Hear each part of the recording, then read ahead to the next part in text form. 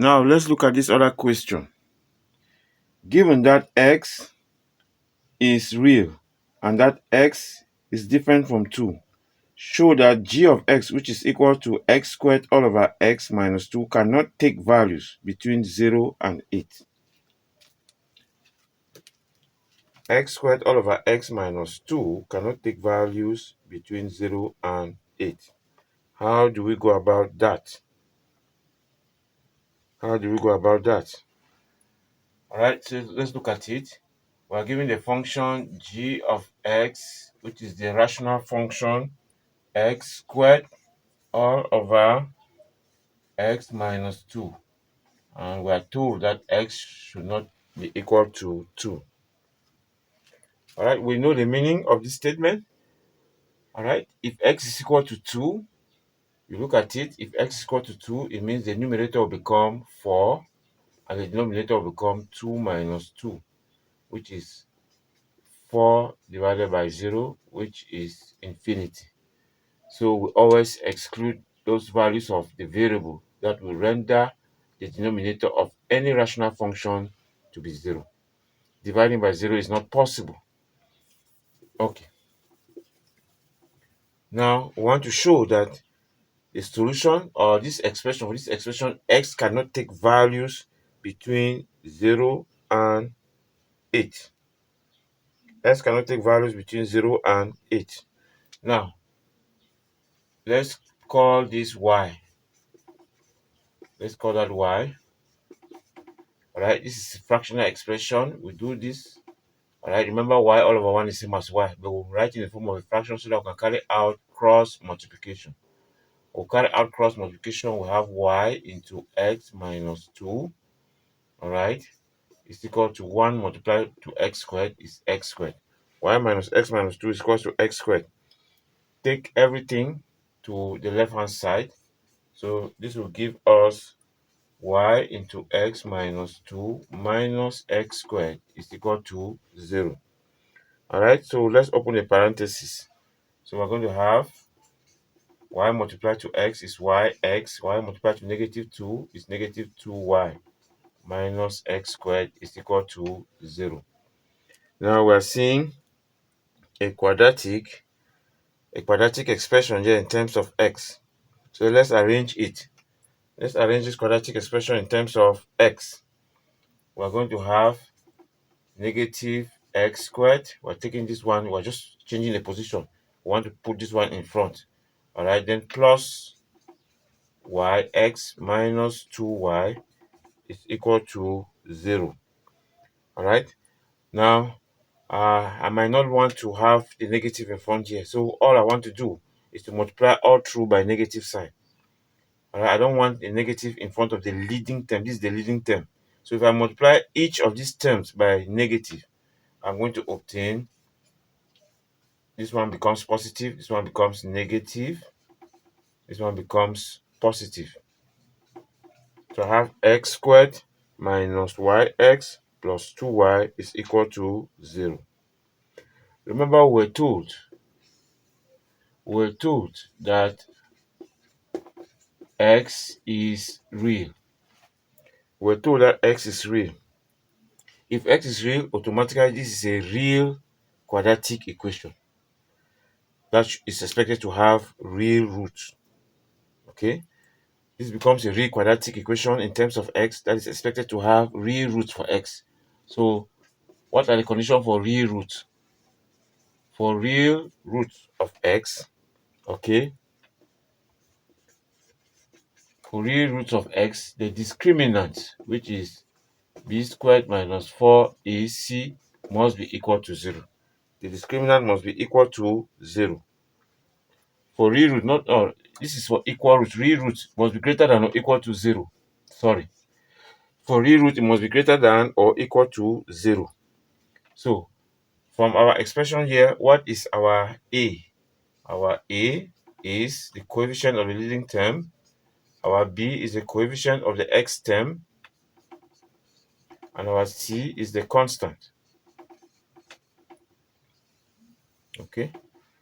This information is very capital. All right. So we now put it in our discriminant and we obtain this inequality. So what is b squared? B squared is negative y squared. B squared is negative y squared, all right, minus 4. Our a is 1 and our c is 2y greater than or equal to 0.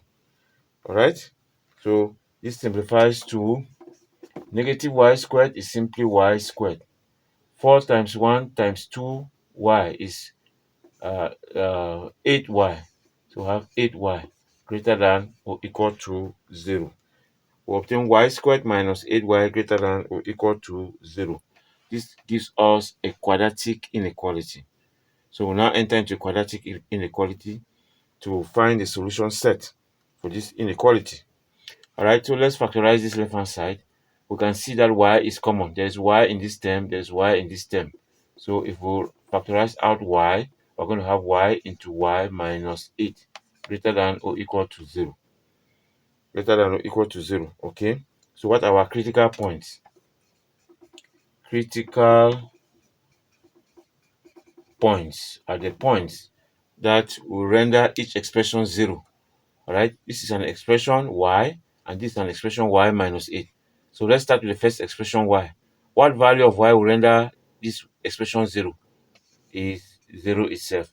What value of y will render this other expression 0?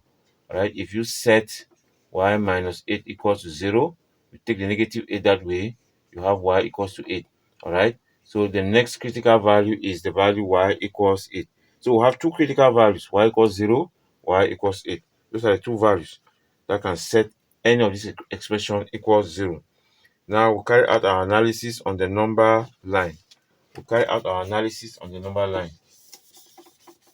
get the range of values that satisfy the inequality, the quadratic inequality.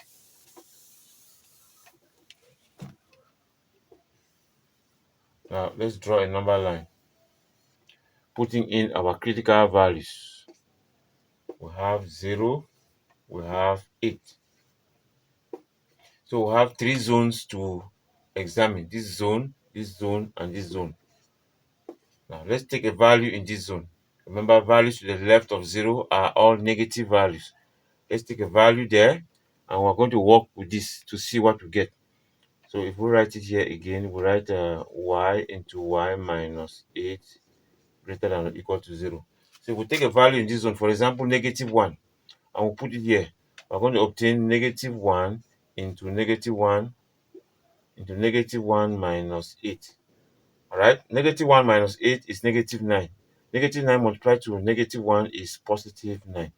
Now, is positive 9 greater than or equal to 0? It is positive. Okay, so there we have positive. Now, we come to this zone. Take a value in this zone. For example, 4. 4 is in this zone. And we'll carry out the same analysis. We'll put a value of 4 for y. We're going to obtain 4 into 4 minus 8. Okay, now 4 minus 8 is negative 4.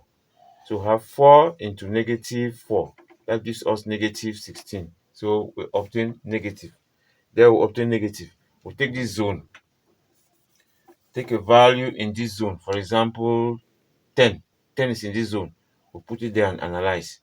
So in the place of y, we'll put 10. All right, 10 minus 8 is 2. 2 multiplied to 10 is 20, which is positive. Okay. We have analyzed our 3 zones. Which of the 3 zones is going to give us our solution? The zone which says greater than or equal to 0. Remember, greater than or equal to 0 simply means positive. Greater than or equal to 0 simply refers to positive values. Positive values. All right, so where do we have positive? Positive exists here or here. Okay, so these are the two possible zones in which this inequality is valid. So for this inequality to be valid, their values must either be either this way to the left of 0 or to the right of 0. Now we then clearly then see, okay, that solution set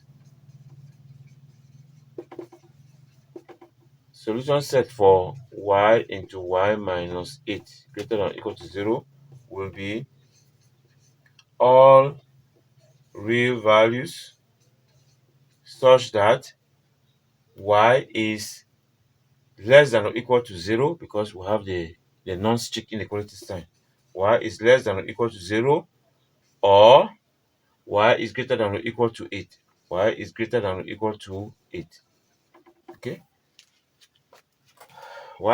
So our solution exists this way, including this boundary value, or our solution exists this way, including the boundary value. All right, so you now see that this is a zone that is left out. All right, this is the zone that is left out, which is values between 0 and 8. And our question actually says we should show that this expression is not valid for values.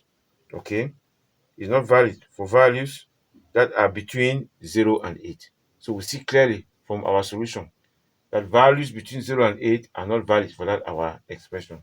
Therefore, we have come to our conclusion.